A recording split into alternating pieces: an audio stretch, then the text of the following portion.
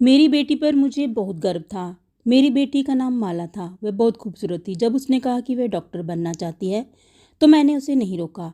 मैं उसे क्यों रोकती? वह चाहती थी डॉक्टर बने, लेकिन हम गरीब थे। फिर भी बड़ी मेहनत करके उसे डॉक्टर बनाया था। अभी उसके हाउस जॉब के दिन थे, यानी कि इसके बाद वह पूरी तरह डॉक्टर बन चुकी थी और अपना अलग से क्लिनिक भी बना सकती थी। लेकिन अभी वह नई डॉक्टर की सूची में थी, इसलिए नई डॉक्टर को ज़्यादा मेहनत का काम दिया जाता है, जैसे कि नाइट ड्यूटी वगैरह। सब जानते हैं कि रात को जागना बड़ा मुश्किल काम है। जब उसने मुझे बताया कि उसकी नाइट ड्यूटी रहेगी तो मैं बड़ी परेशान हुई। मैंने कहा, जब तक तू घर नहीं आएगी बेटी, मैं परेशान रहूँगी।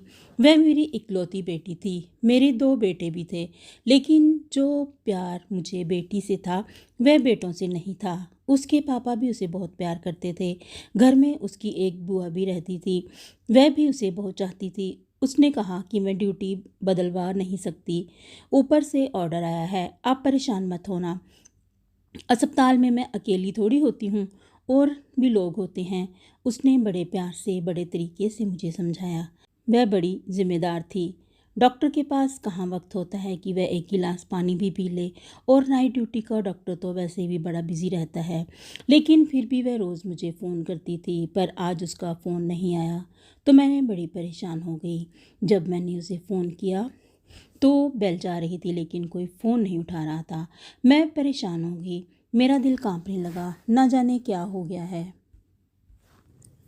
और फिर जिस हालत में मेरी बेटी को घर लाया गया वह मैं ही जानती हूँ। लेकिन उसके बाद उसका फ़ोन भी हमें नहीं दिया गया। पर उसकी एक दोस्त थी जिसने हमें बताया कि वह हमारे घर आई तो उसके फ़ोन में एक वीडियो थी जो हमें मिल गई। जब उस वीडियो को चलाया तो मेरे पैरों के नीचे से ज़मीन निकल गई।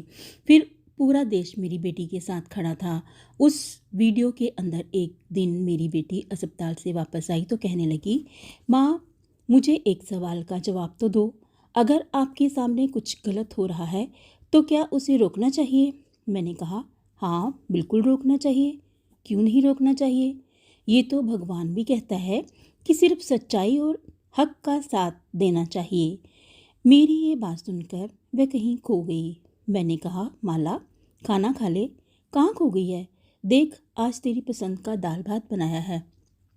उसको ये खाना बहुत पसंद था और वह देखते ही खुश हो जाती थी, लेकिन आज कहीं खोई हुई थी। जब मैंने उसे बार बार पूछा तो कहने लगी, माँ, अगर कुछ ऐसा बुरा हो रहा हो जिसको रोकने की आपके अंदर ताकत भी ना हो तो फिर क्या करना चाहिए?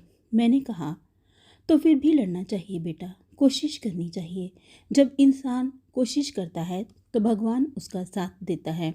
पर तू किस बारे में पूछ रही है और इतनी परेशान क्यों हो रही है? कहने लगी, कोई बात नहीं, बस एक टेस्ट है, उसमें नंबर लगवाने की बात चल रही थी तो उसके बारे में कह रही थी।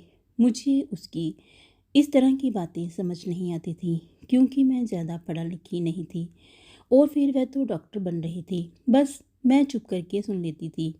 लेकिन जब भी मुझसे कोई बात पूछती तो मैं उसका जवाब अपनी तरफ से अच्छे तरीके से ही देने की कोशिश करती थी। मुझे मेरी बेटी से बड़ा प्रेम था। हम लोग बड़े गरीब थे। उसके लिए मैंने अपना जेवर बेचा था और बड़ी मुश्किल से उसकी फ़ीस भरी थी। मुझे उससे बहुत प्यार था। वह एक छोटी और अच्छी इंसान थी। वे एक दिन वह बालकनी में खड़ी थी, जब अचानक से डर गई और भागती हुई नीचे आ रही थी तो मुझसे टकरा गई। मैंने कहा, क्या हो गया बेटा, इतनी परेशान क्यों लग रही है? सब अच्छा तो है ना? उसने कहा, एक लड़का खड़ा है। मैंने कहा, कहाँ खड़ा है? कहने लगी, हमारे घर के नीचे। मैंने कहा, तो क्या हो गया? यहाँ पर तो बहुत सारे लोग आते जाते हैं, कुछ खड़े होते हैं, कुछ फ़ोन पर बात करता है, कुछ, इसमें परेशान होने की क्या बात है? उसने कहा, आप मेरी बात नहीं समझ रही। वह ना रोज़ यहाँ पर आता है और हमारे घर की तरफ देखता है। जैसे ही मुझे देखता है दूर दूर से मुस्कुराता है। पता नहीं क्या सोचता है।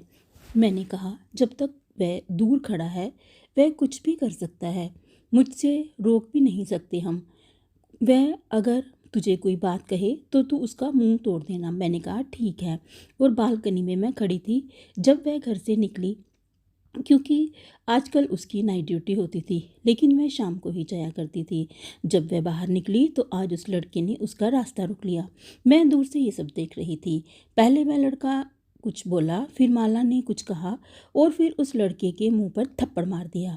वह फिर हाथ रखकर एक तरफ चला गया और माला अस्पताल के लिए रवाना हो गई। मैं पूरा दिन सोचती रही कि ये लड़का कौन था, मेरी बेटी को उसने क्या कहा। आज उसने मुझे फ़ोन भी नहीं किया। वह रोज़ मुझे फ़ोन करती थी। जब शाम को आई तो मैंने उससे पूछा वह लड़का क्या कह रहा था। कहने लगी वह बुरा लड़का नहीं है। मैंने कहा बुरा लड़का नहीं है तो फिर तूने उसे थप्पड़ क्यों मारा। तो माला ने कहा जब मैंने उसे थप्पड़ मार दिया, बाद में मुझे पता चला कि वह बुरा नहीं है। मैं अस्पताल में किसी औरत के साथ आया था, तब उसने मुझे वहाँ देखा। कहता है कि आप मुझे बहुत अच्छे लगते हो। उसने ये बात बड़ी इज्जत से की थी, वरना किसी और तरह से भी कर सकता था। लेकिन जब उसने मुझे ये कहा तो मुझे गुस्सा आ गया और मैंने उसके मुंह पर थप्पड़ मार दिया। लेकिन जब मैं जा रही थी तो उसने पीछे से ऐसी बात कही कि मैं हैरान हो गई। मैंने पूछा कि क्या बात की, तो उसने कहना बोला माँ, उसने कहा था कि चाहे तुम मुझे रोज़ एक थप्पड़ मारो, फिर भी मैं तुझे रोज़ देखने के लिए यहाँ आऊँगा, क्योंकि जब तक मैं तुझे देख नहीं लूँगा मेरा दिन नहीं गुजरता। ऐसी बात तो कोई वही कर सकता है ना जो आपको सच्चा प्रेम करता हो। मैंने कहा तू भी कितनी मासूम है, तूने एक पल में ये अंदाज़ा कैसे लगा लिया कि वह सच्चा प्रेम करता है। जो मर्द होते हैं ना, इनको पता होता है कि औरतें बातों से खुश होती हैं, इनको बड़ी बड़ी बातें करने आती हैं। अगर इतना ही दम है उसको तो कह दे कि मेरे घर में रिश्ता भेज दे।